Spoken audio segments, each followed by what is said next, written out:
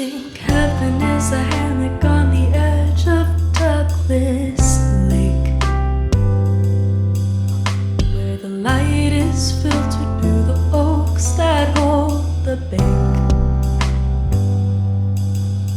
where laughter rings as we climb and we shift around, and the chorus sings as our feet all leave the ground. I think heaven is the table serving lunch in dining hall, as we squeeze together, promising there is room for all.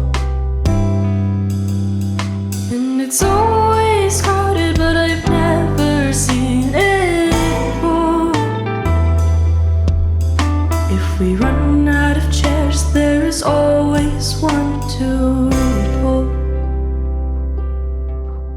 And maybe I've met heaven, not a place, but she is a feeling in my chest that bursts and colors the whole sky. And the song of swaying grasses and the promise of the loom, and the fading fickle scent of sweet July.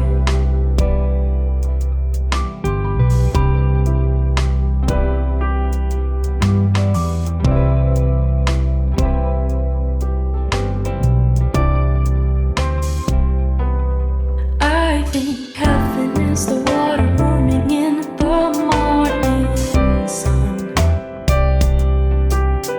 It's a